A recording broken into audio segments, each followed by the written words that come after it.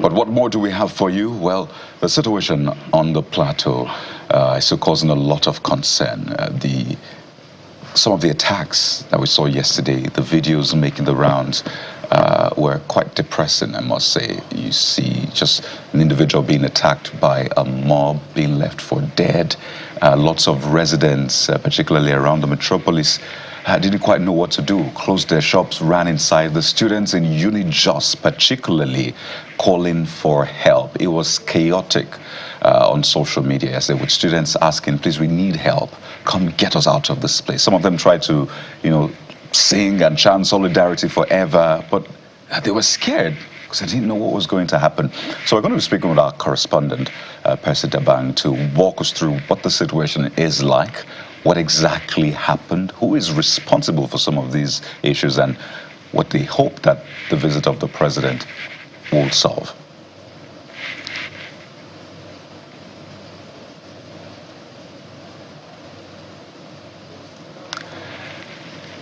Right, so let's join our correspondent, Percy Dabang, who joins us live from Plateau State. Good morning. You've been covering this ever since that attack happened earlier in the week, and I'd like you to walk us through what exactly played out yesterday. We saw videos at the gate of Unijust, that young man being attacked. Do we know the state of the man who was attacked? And we saw videos. You went around the city trying to capture the mood of the city. So for the benefit of those who are wondering, what is happening in Plateau State? Please walk us through. Yeah, thank you for having me. What happened yesterday was really unfortunate. It was an event that played out just hours after the curfew that was earlier placed on Just North local government was relaxed to 3 p.m. So normally people went out for their businesses. Of course, people stayed home for like 2 days after the Sunday night attack. So people went out for their normal businesses, some very early in the morning. And then just around between 8 and 9, I actually got a call from someone in Nasarawa Gong. I assume that was where everything started, that there was a little tension around there. So we had to put calls across to the military and the police, and they deployed immediately. And because we also got called that, yes, there were military presence there. But as that happened, the communities, two communities from both sides, the Christian and the Muslim community, it's like a border line. One side is a Muslim community and one side it's a Christian community. That's the unfortunate thing about Jos at the moment. So they were throwing stones at each other, trying to attack each other. But the military was there, and the police also. They intervened, and calm was restored at that particular place, even though there are unconfirmed reports that one person was killed and some other people were injured in the course of that. And just when that was happening, around Terminus, which is a very, very busy area, we got other calls that people were running for their lives.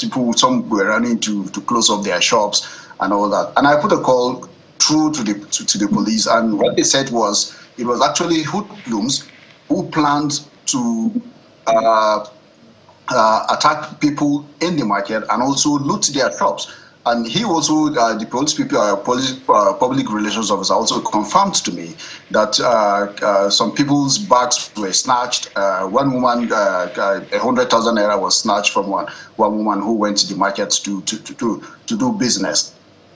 And around the University of Jos also, yes, when it started, students were panicked. We also saw the video of the young man that was attacked. We don't have an idea of what happened with him after then, because there is no official statement as to whether there were casualties from yesterday's attack or not. But as at the time that we went around with the Commissioner of Information to see what was happening, heavy security was deployed at the university, stationed at the gate and around the hostels to ensure that our students are safe. And also the institution also issued a statement for the immediate evacuation of students. How that will play out is what we don't really know. Because, of course, if students are going to be evacuated, we should expect to see that there is a security deployment that will take them either to the park to where they are going to, or take them back to wherever state they are going to, or if they are even within the city also to take them back to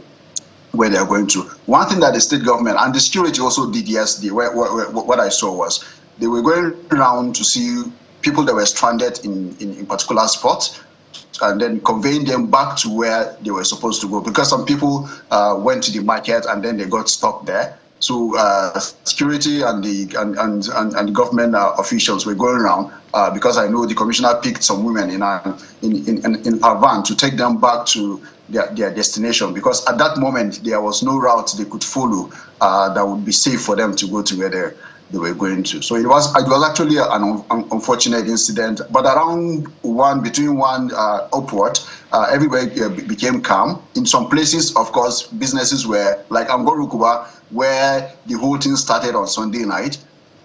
In the afternoon, everything was calm. People were going about their normal businesses, buying and selling and all that. In some places, yes, there is tension in town. People were indoors, some staying just in front of their houses, watching to see what would happen. But after then, there was really, really calm in the city as at yesterday.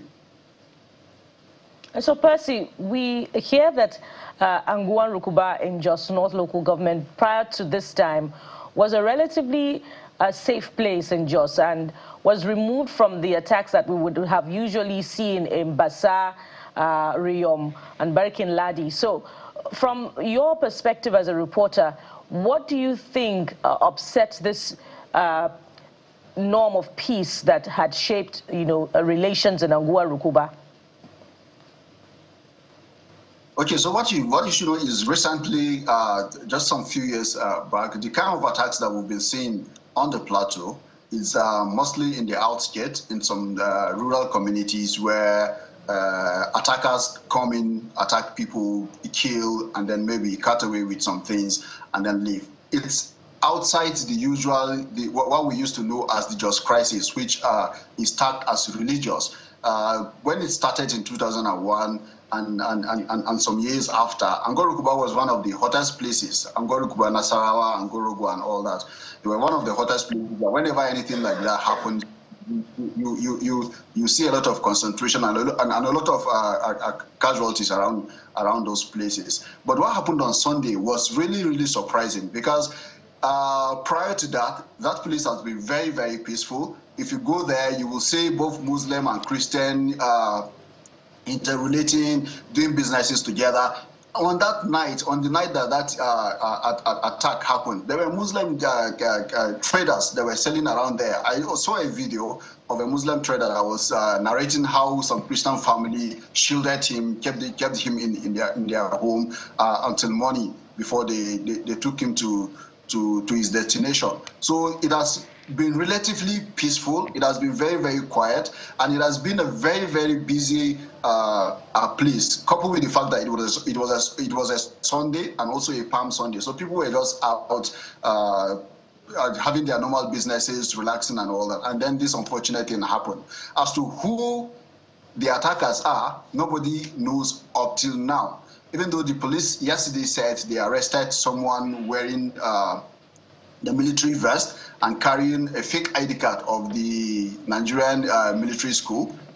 They've arrested the person. He's under investigation. So maybe through that, we'll be able to know the identity of the people that carried that attack. And the people also said when the attackers went there and they had gunshots, many of them stepped out because, according to them, the National Drugs Law Enforcement Agency usually go there. Of course, it's an area that you have people that are indulge in those kind of activities. So people thought maybe they went for a raid to arrest some drug peddlers, and many people stepped out to see what was happening, and that was how some of them were caught in the scene, and a lot of them were gunned down. And realizing what was happening, people began to scamper for safety. and a lot of people. We had 28 people were actually killed in that attack. Yesterday, we went to the hospital with the Minister for Humanitarian Affairs, and it was also confirmed that 22 people were in the hospital, even though the hospital told us that unfortunately one person lost his life because of the severity of the injury he had. So we cannot really say who these attackers are, because there is also no official statement as to who the attackers are. But all we know was that they went there in a Hilux van, according to eyewitnesses. Hilux van that has a gun machine on it, and then started shooting sporadically. Some also said some of them went on a motorbike, started shooting sporadically, and even when they were moving out, they were also shooting people and massacring people on the way. So that was actually what happened. The identity, of course, is not known yet. Dabang, so tell us, what's the mood of the city? Because that's quite important. We're expecting the president to visit. From the communications from the villa that is cutting short, or postponing rather, his trip to Ogun State and is coming to Plateau. So generally, what's the mood of the city as we speak right now? Because that's important. Okay, this city, I would say, is calm. People are a little relaxed from the intervention that happened yesterday. After the security operatives are rolled out to ensure that everywhere is calm, people are calm. Even though, of course, you would expect that the tension will still be there. People are not sure of what is going to happen. But I think the visit of the president might, in a way, play down some of these tensions. Just like what happened in Angorukuba on Monday morning. The tension was very high, but the moment the governor arrived there, it became a little calm. And after he left, everybody went back to their houses to continue their normal business and also start planning for the burial of those that were killed. So the place, Jos City, is calm for now.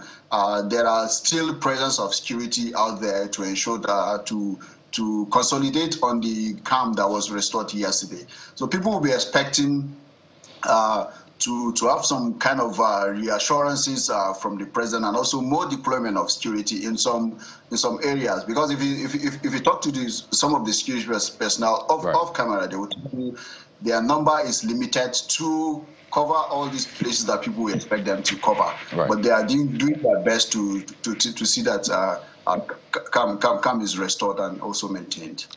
Percy Dabang, thank you for the update. Of course, please get back to us as soon as you have more regarding the situation on the Plateau. We've been speaking with Channels Television's correspondent, Percy Dabang from Plateau State. Thank you. We'll take a moment now, and when we return, we'll take a look at how the dailies are reporting the big stories. Stay with us.